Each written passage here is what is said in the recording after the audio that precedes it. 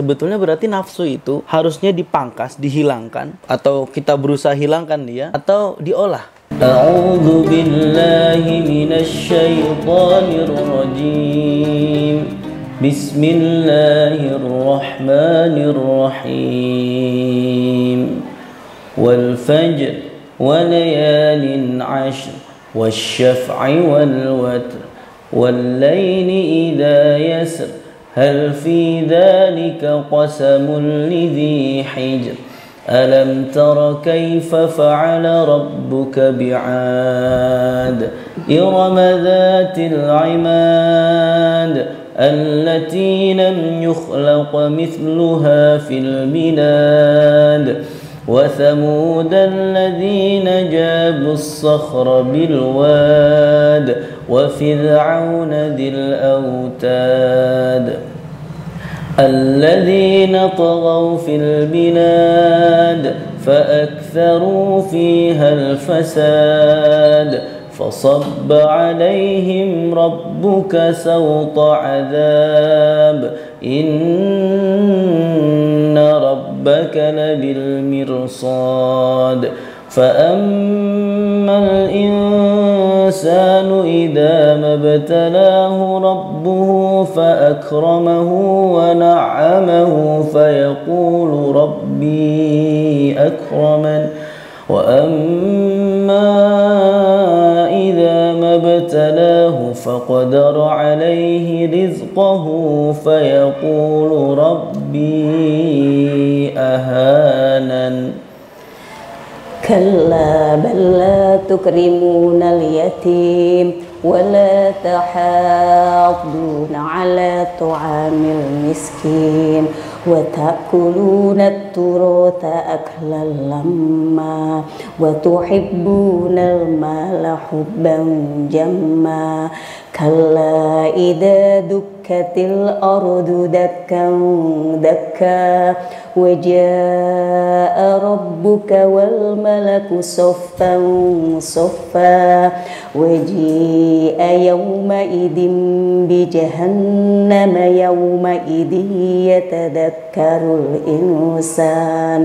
يتذكر الإنسان وأنى له الذكرى يقول يا ليتني قدمت لحياتي فيومئذ لا يعذب عذابه أحد ولا يوثق وثاقه أحد يا أيتها النفس المطمئنة ارجعي إلى ربك راضية مرضية فادخلي في عبادي وادخلي جنتي. Sadaqallahul azim.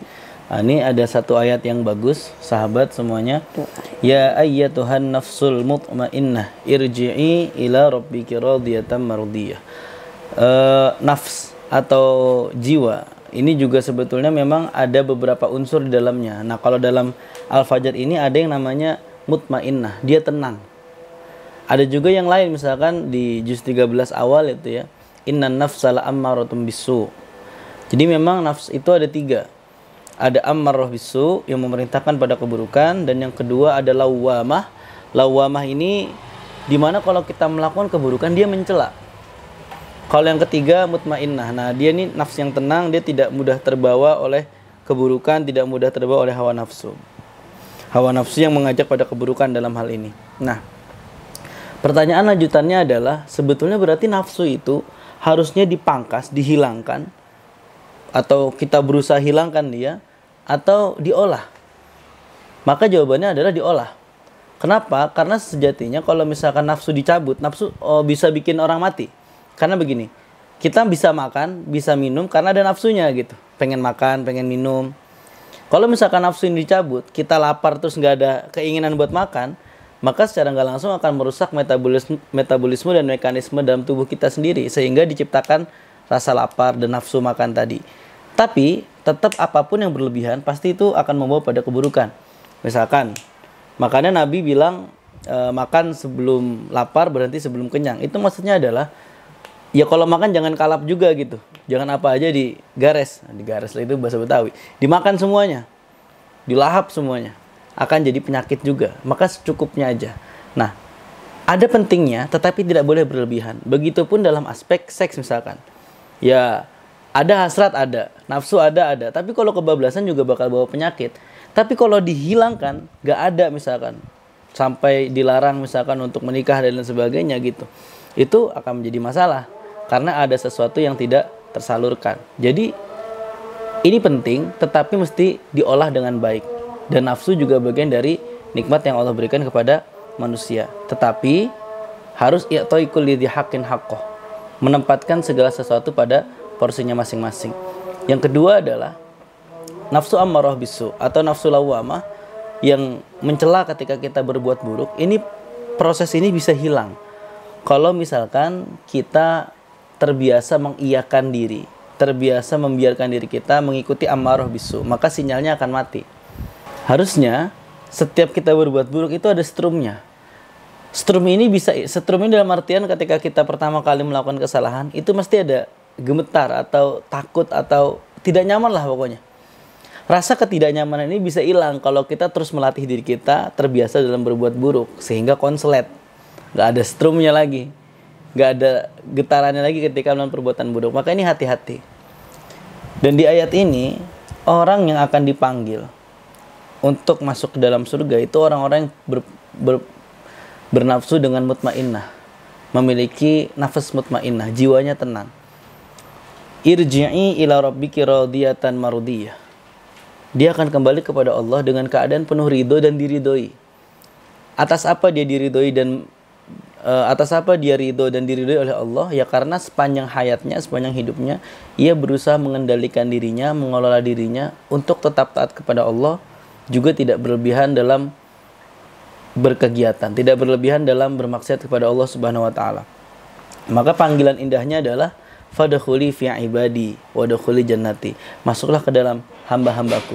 Karena istilah ibad di dalam Al-Qur'an ini sudah menunjukkan kepada hamba yang soleh, hamba yang baik, seperti ayat wa ibadur rahmanil ladina yamshuna 'alal ardi hauna wa idza khatabahumul jahilun qalu salama. Nah, di ayat ini ciri-ciri ibad itulah disebutkan. Walladzina yabituna lirabbihim sujada wa qiyama, dan seterusnya ada walladzina yaquluna rabbana srif 'anna adzab jahannam, dan seterusnya. Itu ciri-ciri ibad. Maka fadkhuli fi ibadi ini adalah panggilan pada ibad, hamba-hamba Allah yang baik, hamba-hamba Allah yang taat. Wadkhuli jannati, dan masuklah kepada surganya. Dan kebanyakan ulama mendefinisikan ghayatul farah atau puncak kebahagiaan, yakni surga itu sendiri. Puncak kebahagiaan manusia mestinya mendapatkan surganya Allah dengan dasar apa? Afuwullahi ta'ala, ampunan Allah Subhanahu wa ta'ala. Maka nafsu yang kita miliki itu bukanlah sebuah keburukan, itu juga anugerah dari Allah, tetapi mesti dimanage dengan baik sehingga kita bisa tergolong pada nafas mutmainnah. Baik, sebelum tutup kita akan dengarkan satu nasihat dari Mama. Dipersilakan. Jiwa yang tenang ya, sebagai hamba Allah yang masuk surganya ya. Kita pasti semua ingin seperti itu. Untuk menggapainya ya kita selalu mendekatkan diri kepada Allah, berusaha menjadi tadi ibadur rahman ya. Kita amalkan apa segala yang diperintahkan Allah. Semoga kita semua dimasukkan ke surganya Allah Subhanahu wa taala. Baik, teman-teman, Mas Ustadz, sahabat semuanya, terima kasih sudah menyaksikan video ini. Silakan di-share kalau misalkan ada manfaatnya, dan juga jangan lupa terus melakukan kebaikan meskipun kita nilai kebaikan itu kecil. Dan jangan lupa terus kelola diri kita, terus ajak diri kita untuk bisa mendekat kepada Allah Subhanahu wa taala. Wallahul muwaffiq ila aqwamit thoriq. Wassalamualaikum warahmatullahi wabarakatuh.